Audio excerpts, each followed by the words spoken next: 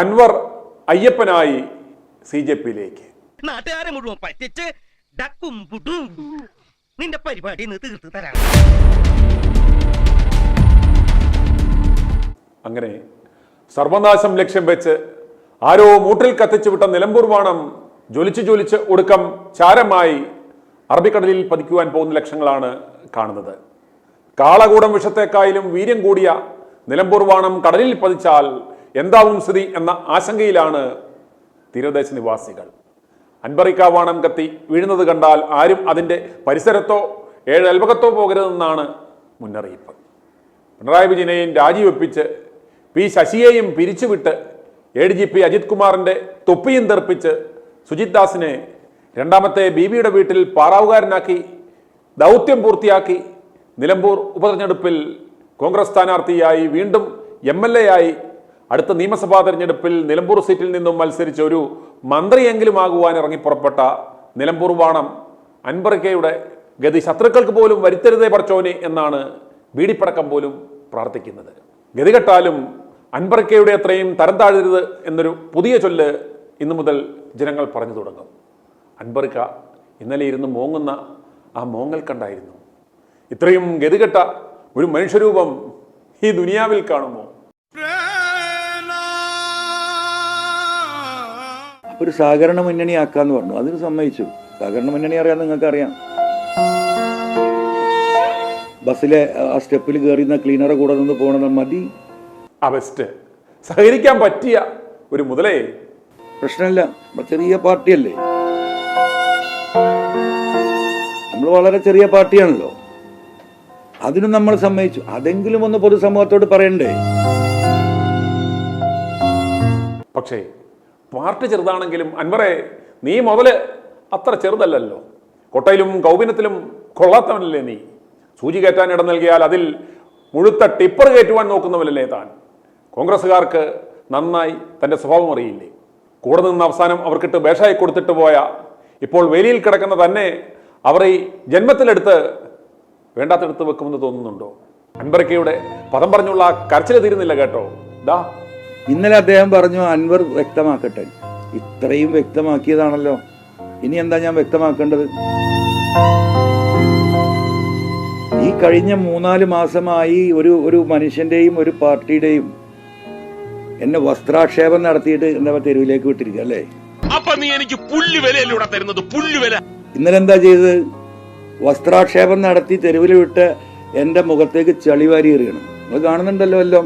വിഷമിക്കാതിരിക്കും, ഇതിലും വലുത് ഏതാണ്ട് വരായിരുന്നു, ഇങ്ങനെ തീർന്നെന്ന് കരുതിയാൽ മതി. ഇന്നലെ അദ്ദേഹത്തിന്റെ തീരുമാനം എന്താ? എന്നെ ദയാവാദത്തിന് വിട്ടിരിക്കുകയാണ്. ദയാവാദം എന്ത് തെറ്റാ ഞാൻ ചെയ്തത്? അതും കൂടെ ഒന്ന് വിശദീകരിക്കണ്ടേ? അച്ചോടാ, അൻപർക്കിക്ക് ഒന്നും അറിയില്ല കേട്ടോ. എന്തൊക്കെയായിരുന്നു മലപ്പുറം രാജ്യം, നിലമ്പൂർ ജില്ല, മാമിയുടെ തേങ്ങ, മലബാർ ഗോൾഡ്, ചെസ് നമ്പർ അടക്കം, കേസ് കൊടുക്കൽ, വയർലെസ് ചോർത്തൽ, തലയിലൂടെ മലമൊഴിക്കൽ, കുന്തം, കൊടച്ചക്രം. ഇപ്പോൾ നിന്റെ കഴപ്പ് മാറിയോ അൻവറെ? സ്വല്പം ശമനമായോ? കത്രികപ്പൂട്ട് എന്ന് പറയും നമ്മളെ പണ്ടത്തെ ആളുകൾ. ഇങ്ങനെ കുടിക്കിയാൽ ഇവിടെ പിണറായി ആണല്ലോ, അപ്പൊ ഇവിടുന്ന് ഒരു ഇതാണ് കത്രികപ്പൂട്ട്. ഈ കത്രികപ്പൂട്ടിൽ ഇട്ടിട്ട് ഇങ്ങനെ ആക്കിയാൽ ആരായാലും എന്തെങ്കിലും പറയല്ലോ, സഹായിക്കും. അത് പറയണോ? മികച്ച നടനുള്ള അവാർഡ് അപ്പോ കത്രികപ്പൂട്ടിലാണെന്ന് അൻപർക്കയ്ക്ക് ഇപ്പോൾ മനസ്സിലായി അല്ലേ?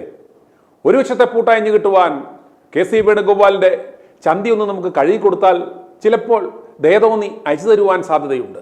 അല്ലെങ്കിൽ പിണറായിയുടെ കഴുകി കൊടുത്താലും മതി. ഊരേണ്ടേ നമുക്ക് അൻപർക്ക? പൂവമ്പഴം കൊണ്ട് കഴുത്തറക്കുക എന്ന് പറയും, കേട്ടിട്ടുണ്ടാവും. അതൊക്കെ കുറെ കേട്ടിട്ടുണ്ട്.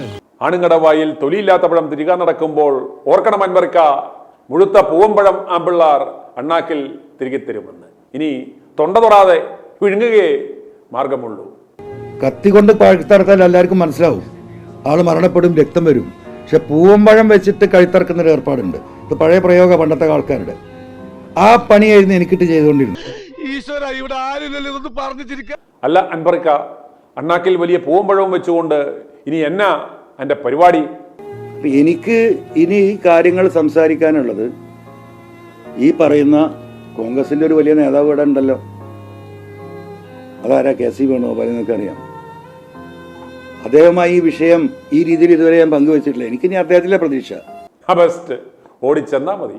അദ്ദേഹവും കയ്യിലുള്ള പീച്ചിക്ക എടുത്ത് അണ്ണാക്കിൽ തന്നെ തരും. എന്തുകൊണ്ടാണെന്നോ, ദാ ഇത് കേട്ടിട്ട് പറ.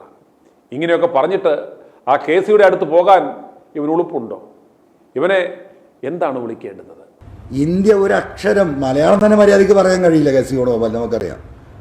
ഹിന്ദി ഒരു അക്ഷരം അറിയാത്ത, ഈ രാജ്യത്തെക്കുറിച്ച് ഒരു ധാരണയുമില്ലാത്ത, കേരളത്തിൽ എത്ര പഞ്ചായത്തുണ്ട് എന്ന് ചോദിച്ചാൽ പോലും ഉത്തരം പറയാൻ കഴിവും ശേഷിയില്ലാത്ത ഒരുത്തനെ പിടിച്ച് ഓൾ ഇന്ത്യ കോൺഗ്രസ് കമ്മിറ്റിയുടെ ജനറൽ സെക്രട്ടറി ആക്കി ഇരുത്തിയതിന്റെ ദുരന്ത ഫലമാണ് ഈ അനുഭവിക്കുന്നത്. കേട്ടല്ലോ, ഇതൊക്കെ പറഞ്ഞിട്ടാണ് കേസിയിൽ അൻവറിക്ക വലിയ പ്രതീക്ഷ അർപ്പിക്കുന്നത്. മുൻപ് രാഹുൽ ഗാന്ധിയെക്കുറിച്ചും ഏതാണ്ട് ഇതുപോലെ നല്ലൊരു അഭിപ്രായം പറഞ്ഞിരുന്നു. മറന്നിട്ടില്ലല്ലോ അല്ലേ?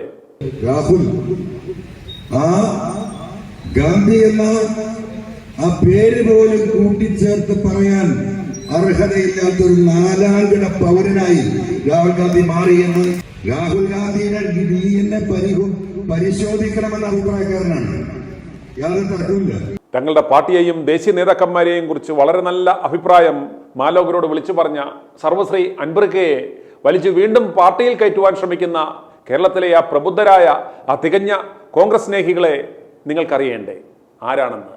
ദാ അൻവറിക്ക പറയും. അപ്പൊ എനിക്ക് ഇനി സംസാരിക്കാനുള്ളത് ബഹുമാനപ്പെട്ട കെ.സി. വേണുഗോപാലിനോടും കോൺഗ്രസിന്റെ ഉന്നത നേതാക്കന്മാർ എന്നെ ബന്ധപ്പെടുന്നുണ്ട്. ഞാനിത് പ്രചരിപ്പിക്കാൻ പോലില്ല. കള്ളനെ നമ്പിയാലും ഈ കുള്ളനെ നമ്പല് ഇവൻ കോൺഗ്രസിനെ മുടിപ്പിക്കാനുള്ള അവതാരമാണെന്ന് ഞങ്ങൾ എത്രയോ കാലമായി പറഞ്ഞുകൊണ്ടിരിക്കുന്ന കാര്യമാണ്. ഇപ്പോഴെങ്കിലും സത്യം മനസ്സിലായോ? അൻവറിന്റെ കാര്യത്തിൽ പരിഹരിക്കാൻ ശ്രമങ്ങൾ നടത്തിക്കൊണ്ടിരിക്കുകയാണ്. പരിഹരിക്കാൻ വേണ്ടി എല്ലാ ശ്രമങ്ങളും ഞങ്ങൾ നടത്തുകയാണ്. ഇപ്പൊ എങ്ങനെ ഇരിക്കണം? ബഹുമാനപ്പെട്ട കെ. സുധാകരൻ മിനിയാന്ന് കണ്ട വിവരം ഞാൻ നിങ്ങളോട് ആരും പറഞ്ഞിട്ടില്ല. ബഹുമാനപ്പെട്ട കെ. സുധാകരൻ മിനിയാന്ന് കണ്ട വിവരം ഞാൻ നിങ്ങളോട് ആരും പറഞ്ഞിട്ടില്ല. ബഹുമാനപ്പെട്ട രമേശ് ചെന്നിത്തല നിരന്തരമായി ഈ കാര്യങ്ങൾ സംസാരിച്ചുകൊണ്ടിരിക്കുന്നുണ്ട്. അല്ല, അൻവർക്കയ്ക്ക് കലിപ്പ് തീരണില്ലല്ലോ. എന്റെ മേലേക്ക് എടുത്താൽ ഞാൻ തിരിച്ചടിക്കും, അത് യാതൊരു തർക്കമില്ല. ഇതിലും വലിയ പീഡനങ്ങൾ നേരിടാൻ തയ്യാറാണ് ഷമീറെ ഈ ഹൈറേഞ്ച് ഹക്കീം. എന്നെ കൈകാര്യം ചെയ്യാൻ പറഞ്ഞു വരുന്നവരുടെ തലക്കാണ് ആദ്യം അടിക്കേണ്ടത്. അതെന്നെ കൊന്നാലും അടിക്കാനും അതിനുള്ള സംവിധാനം ഉണ്ടാവും. അപ്പം അത് അങ്ങനെ അങ്ങോട്ട് വെറുതെ വിട്ടിട്ടേ ആ രീതിയിൽ പോകാൻ കഴിയുന്നത് ആരും വിചാരിക്കുന്നുണ്ടെങ്കിൽ അപ്പം കാണാം. ചത്ത് കിടക്കുമ്പോഴും വിഷപ്പാമ്പിന്റെ വാല് മണിക്കൂറുകളോളം അനങ്ങിക്കൊണ്ടിരിക്കും എന്ന് പറയുന്നത് കേട്ടിട്ടില്ലേ? ദാ ഏതാണ്ട് ഇതുപോലെ പുറത്താക്കി എന്നല്ല പറഞ്ഞത്. ഇനി തീപ്പന്തം പോലെ ഞാൻ കത്തും. എനിക്കൊരാളിൽ പഠിക്കേണ്ട കാര്യമില്ല. ഇനി ഇതുപോലെ ഒരു ഗതിയും പരഗതിയും ഇല്ലാതെ വരുമ്പോൾ മൂരികൾ സാധാരണ എന്താണ് ചെയ്യുന്നത്? എന്താണ് നാട്ടു നടപ്പ്? പോയി CJPയിൽ ചേരുക. നമ്മുടെ പൂഞ്ഞാർ കേശവൻ പോയത് കണ്ടില്ലേ? എവിടെയെങ്കിലും ചെന്ന് പറ്റിച്ചേർന്ന് കിടന്നില്ലെങ്കിൽ ഇവന്മാരുടെ കാര്യം പോക്ക. നാട്ടുകാർ തല്ലിക്കൊല്ലില്ലേ? അതുകൊണ്ട് ഗതികെട്ട ഇവന്മാർ എന്ത് വേണമെങ്കിലും എന്ത് വേഷം കെട്ടാനും തയ്യാറാകും.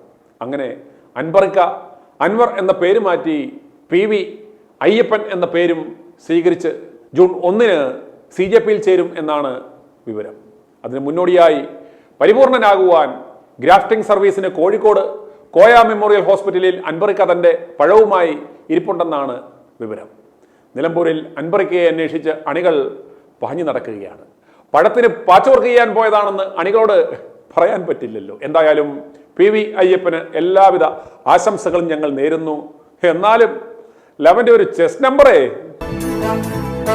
i2i News, an eye for truth. i2i News subscribe ചെയ്തിട്ടില്ലാത്തവർ ഇപ്പോൾ തന്നെ സബ്സ്ക്രൈബ് ചെയ്യുക. നോട്ടിഫിക്കേഷൻ ലഭിക്കുവാൻ ബെൽ ബട്ടണും അമർത്തുക.